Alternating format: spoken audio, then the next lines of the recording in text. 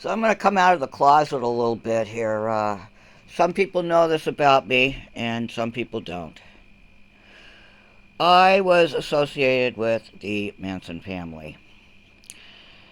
And before you have a conniption, I was a latecomer. I hung out on the in front of the courthouse there in L.A. And I hung out mostly with Gypsy and Crystal and Brenda and Squeaky and a few others.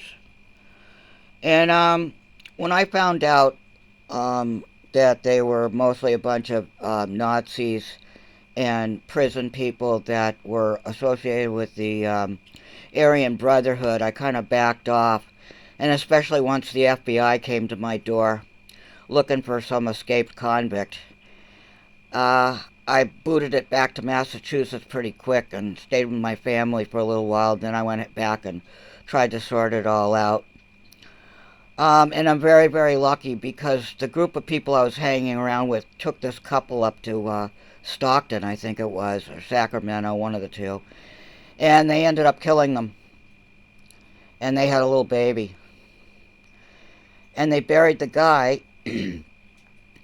with his hand sticking up so that it was above ground. And it was just very, very gruesome. So I'm very, very lucky that I was able to get out of that situation unscathed.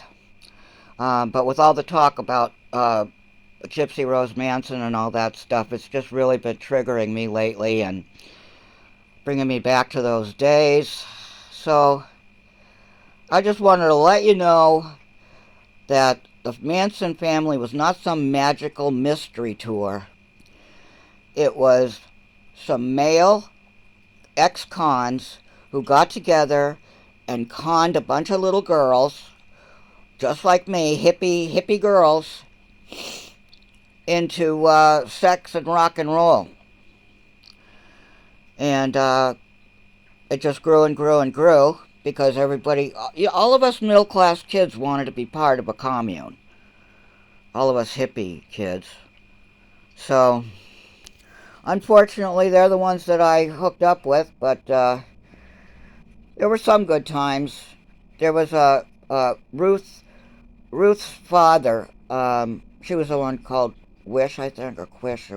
Anyway, her father was this old hippie ex-lawyer who traveled around in a school bus with a airplane bubble at the top for a skylight.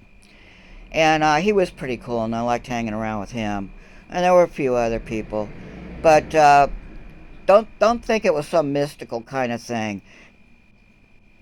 Manson was not just a manipulator; he was, I don't know. There's no way to describe how he was. It wasn't like he just was at the right time, the right place to find himself a band of bandits. And he loved the fact that he was using middle class kids against their parents and the establishment.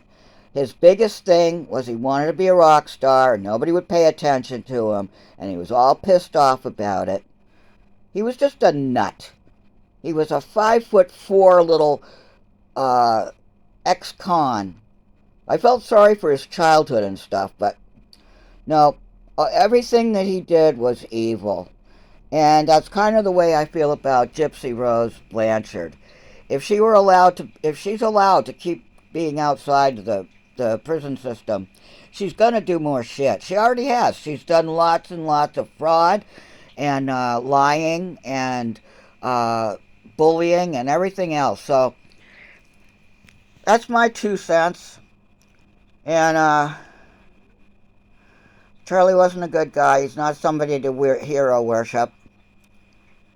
We got put through the ringer over that situation.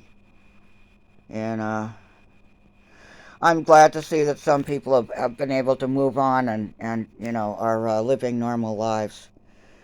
Some people are in pretty bad shape mentally. But there you go. That's what a lot of acid does to you. Anyway, take care. Bye bye.